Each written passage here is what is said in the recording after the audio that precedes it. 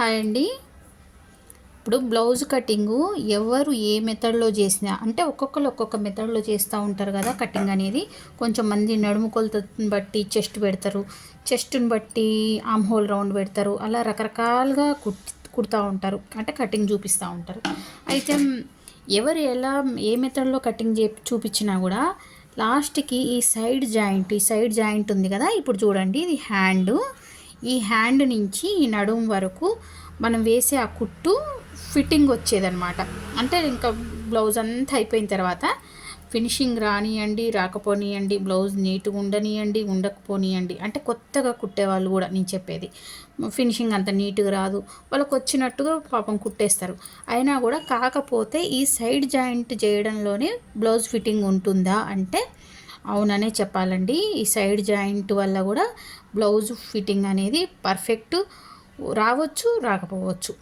ఎందుకంటే ఇప్పుడు నేను సైడ్ జాయింట్ ఎలా చేయాలో, సైడ్ జాయింట్ చేయడంలో 3 పద్ధతులు ఉన్నాయి. ఇప్పుడు బొటిక్ స్టైల్లో అది వదిలేద్దాం, అవి రెడీమేడ్ బ్లౌజులకైతే ఆ మెథడ్లో వాళ్ళు సైడ్ జాయింట్ చేస్తారు.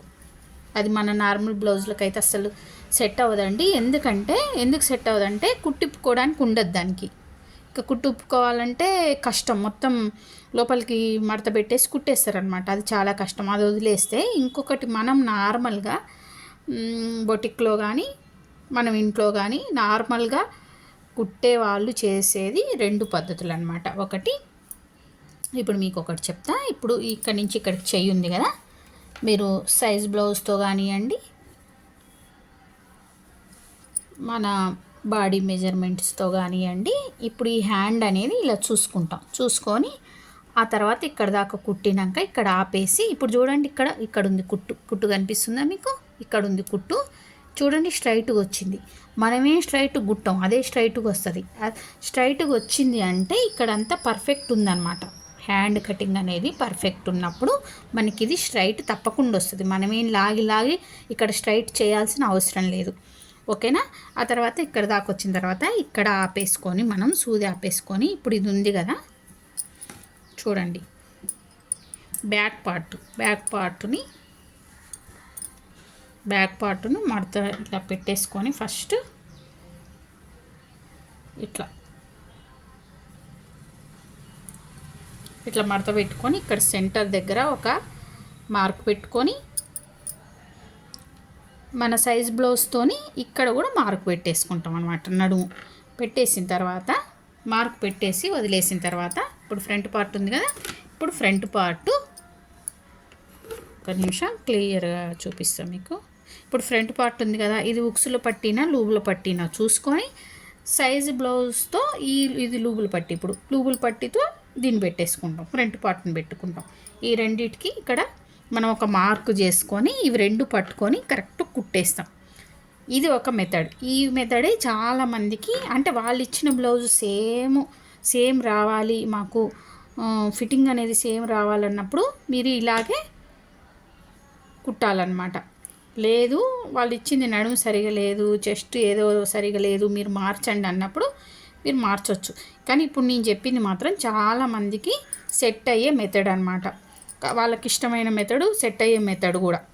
ఇప్పుడు చూడండి, లూబులు పట్టి మళ్ళీ అటువైపు ఉక్సుల పట్టి ఉంటుంది కదా, అటువైపు ఇట్లా ఉక్సుల పట్టి చూసుకొని ఉక్సుల పట్టి అంటే ఈ ఫ్రంట్ పార్ట్ ఎంత ఉందో, సైజ్ బ్లౌజ్ ఫ్రంట్ పార్ట్ ఎంత ఉందో చూసి సేమ్ పెట్టాడు అన్నమాట, ఒక మెథడ్.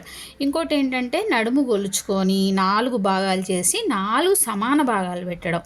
అది అందరికి సెట్ అవ్వదండి. ఎందుకంటే అది ఎందుకు అందరికి సెట్ అవ్వదంటే, కొంచెం చెస్ట్ మామూలుగా ఉన్న వాళ్ళకైతే అది మామూలుగా కాదు, చెస్ట్ కొంచెం హెవీగా ఉండి 4 భాగాలు సమానంగా పెట్టినప్పుడు హెవీ చెస్ట్ వాళ్ళకి సెట్ అవుతుంది.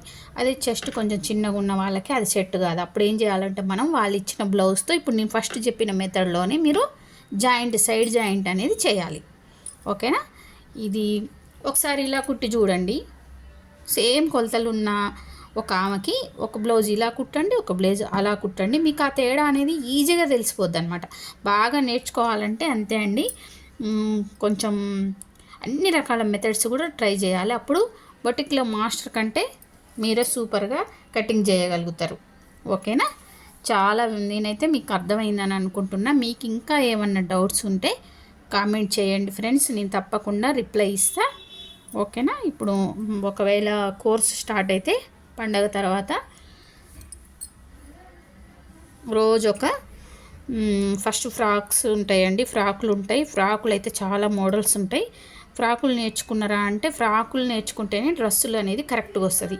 ఒక్క బ్లౌజ్కి ఫ్రాకులు డ్రెస్సులు మొత్తం ఒక ఎత్తు అయితే ఓన్లీ బ్లౌజులు ఒక్కటే ఒక ఎత్తు అండి. బ్లౌజులకి కొంచెం ఫ్రాకులకి డ్రెస్సులకి సంబంధం లేదనమాట.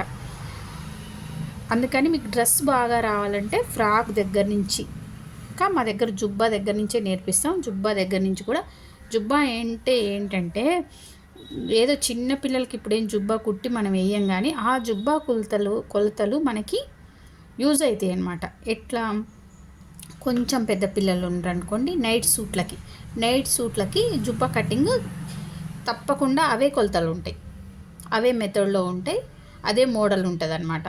ఓకేనా. అందుకోసం ఏవి మిస్ కాకుండా అన్నీ నేర్చుకోండి. ఈ సైడ్ జాయింట్ అయితే మీకు అర్థమైంది అనుకుంటున్నా.